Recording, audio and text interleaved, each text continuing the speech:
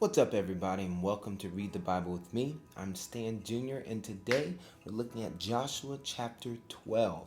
I'm so pleased to be with you today. If you're new here, go ahead and click subscribe to the channel and turn on your notification bell. And if you are a Bible Club member, good to see you. Always good to see you. I'm so grateful for your support to this ministry. We can't send Bibles, we can't send missionaries, we can't do anything without your help. And your donation of $10 a month is so grateful. I really am so grateful for it. We use it as soon as you send it with the Patreon account. So let's look at chapter 12 of the book of Joshua.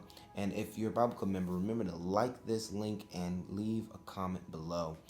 And so chapter 12 is a real small chapter, but it's got something important in there that we're going to look at. And so chapter 12 verse 1 says, "Now these are the kings of the land whom the people of Israel defeated and took possession of their land beyond the Jordan toward the sunrise, from the valley of Arnon to Mount Hermon, with all the Arabah eastward. Sihon, king of the Amorites, who lived at Heshbon and ruled from Aor, which is on the edge of the valley of Arnon, and from the middle of the valley as far as the river Jabbok, the boundary of the Amorites, that is half of Gilead, and the Arabah to the sea of Chinneroth, eastward, and in the direction of Beth Jeshimoth, to the sea of the Arabah, the salt sea southward to the foot of the slopes of Pisgah, and Og, king of Bashan, one of the remnant of the Rephaim, that's one of the giants,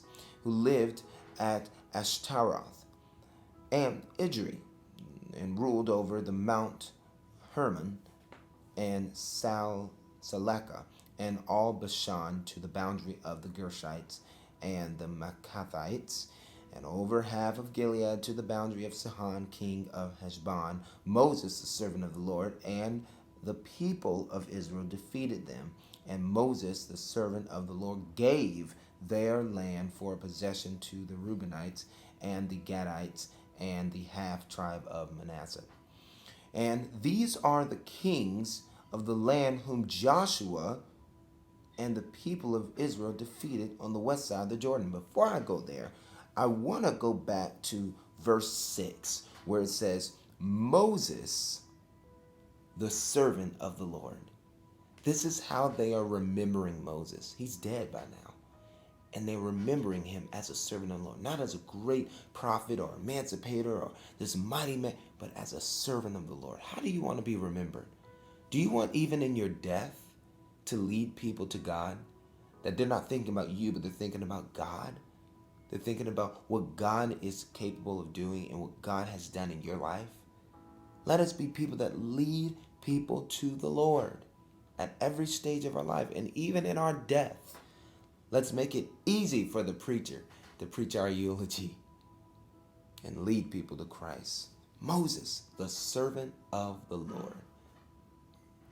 "And these are the kings of the land whom Joshua and the people of Israel defeated on the west side of the Jordan, from Baal-Gad in the valley of Lebanon to Mount Halak, that rises towards Seir. And Joshua gave their land to the tribes of Israel as a possession according to their allotments in the hill country and in the lowland, in the Arabah, in the slopes of the wilderness, and in the Negeb, and the land of the Hittites, the Amorites, the Canaanites, the Perizzites, and the Hivites, the Jebusites. The king of Jericho, one, the king of Ai, which is beside Bethel, one, the king of Jerusalem, one, the king of Hebron, one, the king of Jarmuth, one, the king of Lachish, one, the king of Eglon, one, the king of Gezer, one, the king of Debir, one, the king of Gadir, one, the king of Hormah, one, the king of Aaron, one, the king of Libnah, one, the king of Adullam, one, the king of Mekkedeh, one, the king of Bethel, one,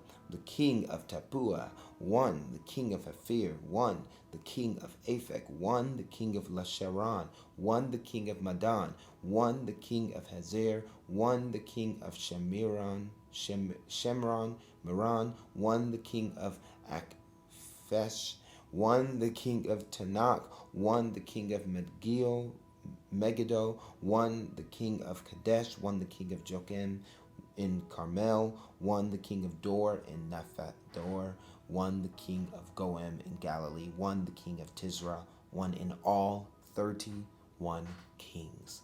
So they list a record of how God has been faithful to them, defeating all of these other nations. And that was chapter 12 of the book of Joshua. I pray that's been a blessing to your life. And if you would like to be a blessing to others' lives, please click the link below. Become a patron for $10 and let's take territory for the kingdom of God, all right? Together we can do and make change together. I can't do this alone. But with your $10 a month gift, this person's $10 a month gift, this person over here will be able to send more Bibles and more missionaries to people around the world. Please pray about doing that. God bless you. And next time I see you, we'll be reading chapter 13 of the book of Joshua. Peace.